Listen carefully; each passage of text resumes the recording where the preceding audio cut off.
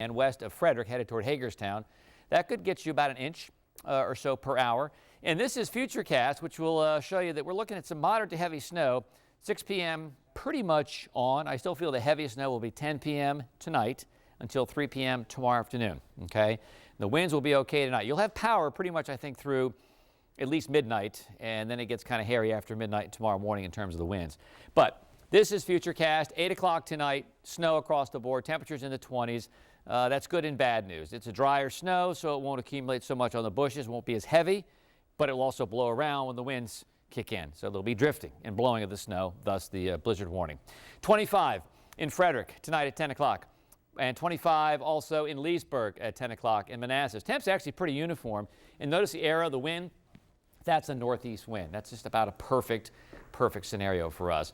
We're losing a little cold air back into southern Maryland, and we talked about this all week. That was the only kind of piece of the puzzle we weren't positive how far north this mix, if you will, would push to the northwest.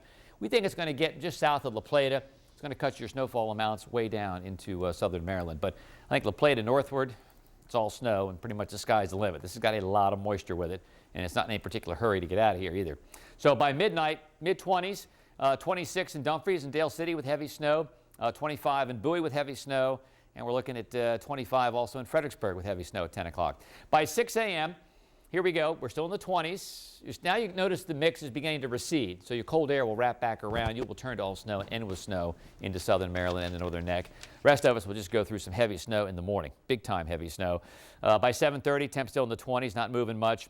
By 11 o'clock, we're still getting pretty hammered with some snow. This makes a little reappearance back into St. Mary's County and Calvert County, and then it will eventually go back to the south as the winds turn more northwesterly by about 4 or 5 o'clock tomorrow afternoon. Snowfall potential hasn't really changed. I mean, this has been pretty consistent, I got to say. We say this over and over again, but this is one of the most consistent storms I've seen far in advance, and all the models pretty much in agreement. I mean, there hasn't been much discrepancy. Biggest discrepancy was, oh, is it going to be 18 to 24 inches, or is it going to be, 16 to 20 inches? That's been about what we've been wrestling with here. We're going to say 18 to 24 downtown. Yes, there'll be areas with 30 inches of snow. Now, Howard and Allison and I, we put our amounts in an envelope and sealed them, okay? It's hermetically sealed. If you want to guess along with us how much snow will fall officially at National and Dulles, tweet it to us, Facebook me, whatever, and take it to the 10th of an inch. And it's when the storm stops completely. So if it snows a little bit, even Sunday morning after midnight on Saturday, then that will go as the snowfall total too. Okay, down to the south and east, a little bit less. Our friends in southern St. Mary's County and Calvert County, only about 3 to 6 inches. But La Plata northward and Bowie northward, 18 to 24 inches. So it will indeed be historic. Okay, 1 to 4 inches by 7 o'clock. Looks pretty good. I mean, you may see a couple areas maybe with 5. And this is the steady snow. Okay, this is essentially the warm, moist air riding up over cold air and snowing. This stuff overnight, 8 to 14 inches, maybe thunder snow, that's the storm beginning to intensify and reform off the northern South Carolina coast. Notice I said South Carolina coast. Well, they form that far south. That's a good thing if you want big snows. 6 to 12 inches on Saturday. Heavy stuff over by about 6 p.m. And yes, 30 inches are certainly possible. And the other problem, winds could gust 30 to 45 miles per hour, and that means power outages are possible. I think everybody will love the snow and have fond memories of it if we all keep power. Okay? 28 inches is the all-time snow for D.C., January 1922. Knickerbocker storm, called such because it collapsed Knickerbocker Theater and killed about 200 patrons. Now, I don't think we're going to touch that, but I think we're going to get anywhere between 15 and 18 inches of snow, which would put us in some pretty rarefied air at National or downtown. The yellow is Dulles, and 32.4, that's going to be a tough one to beat in 2010. Even 24.6 is going to be tough to beat in January of 1996. Two fantastic storms. 22.8, February 1983, not too shabby of a storm either. And we mentioned this before with Bruce, I'll tell you guys, that was a year we had a strong El Nino. That was pretty much the only snow we got. It was a monster, but about the only snow we got. That could happen again. I think we'll probably see at least 18 inches or more at Dulles, so I think we'll supplant the December 2009 storm. Now let's talk winds. These are different. These numbers are not temperatures. They're wind gusts in miles per hour. And it's a snapshot in time, and it's also a forecast. It's a model forecast By 11 o'clock tonight, winds are, I mean, they're brisk, but they're not crazy just yet. 25, 30 miles an hour. By midnight, gusting to 41 miles per hour down toward Patuxent River. And then by 6 a.m., they really get cranking. I think it's a wee bit overdone, but even if it were overdone, we're still going to see winds around 40 miles an hour, which is not a good thing. I don't think this is overdone. I think our friends along the Delmarva, Georgetown, and the ocean resorts, Bethany and Dewey and Rehoboth, Ocean City, I think you'll see winds in excess of 50 miles per hour. And what happens with nor'easters, and one reason they do more damage to our shore than hurricanes, is because it's so prolonged. This is going to continue for about a 24-hour period. You're going to see some beaches are rearranged, no doubt about that. By noon on Saturday, winds are still gusting 35 to 45 miles per hour. So we're going to see some blowing and drifting of the snow. We're going to have a lot of snow that's going to be able to drift. So that's another problem that we don't want you to go out. Okay, even if you could drive somewhere, it just isn't worth it when we get to these type of conditions. By 6 p.m. tomorrow, winds are still gusting, possibly to 50 in Annapolis, and at least in the 30s range across the Bay Bridge into the D.C. area. And notice the arrows are more north. So by the time we get to 6 p.m. tomorrow, the storm itself will be just passing our parallel. Winds will turn from northeast to north and then back to northwest. When it goes back to northwest, this pretty much shuts off the snow.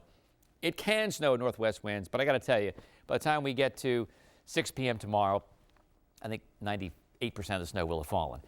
That said, we'll show you these again. We don't, this isn't issued often. Blizzard warnings for the metro area, and that just simply means visibility less than a quarter mile. Winds could gust 30 to 45 miles per hour or higher, and wind chills will be between 0 and 10 degrees. So in those kinds of conditions, you don't even try to be caught in your car. It's just not worth it. Okay, a reminder, follow us, and again, tweet us your predictions at National and Dulles, at Tenacious Topper, at HBWX, and at Allison Ray WX as well. And download our free app. I can't imagine why you haven't done it yet.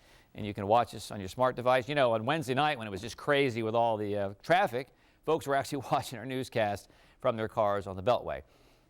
Sorry you had to do that, but thanks for tuning in. Back to you guys.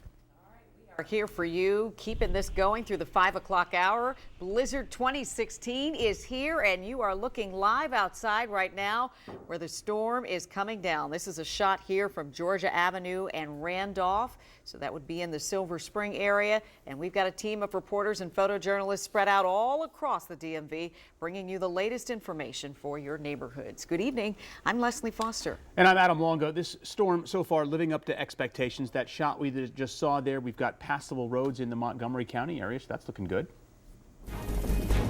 Perfect weekend to be here. It's beautiful. It's beautiful now. Wait until about midnight. Now the roads are pretty much snow covered. The main roads, they still have a little residual salt. The snow is now coming down pretty hard and fast. In fact, now's about time you can use your scraper. Shovel the driveway every few hours, try to hope the power stays on and make sure we have heat. You know, everybody's in a good mood. There is a lot of beer being sold. That much I can tell you. All right, so we've been expecting this for a little bit. We're going to check in D.C. with Mayor Muriel Bowser, who's offering an update during a press conference. Let's listen in live. The snow has been accumulating for the past several hours.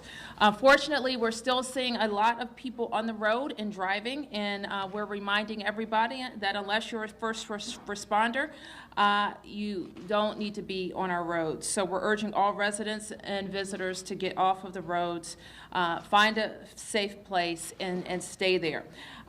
We continue to think that the forecast will hold true, that this is a 36-hour storm with expected dangerous winds. And we expect that unless everybody does and acts as they should, it could be a dangerous situation. We expect 2 feet at least of snow in Washington, and the snow is coming down wet and heavy. Which means that we could see trees in power lines down and a loss of power. We are using every measure of precaution. This morning, as I reported to you earlier, we stood up our Emergency Operations Center here at our Homeland Security and Emergency Management Center, and we fully deployed the district's snow team. I declared a state of emergency to allow us to secure whatever resources we need to keep our city and residents safe. I have also called on the National Guard to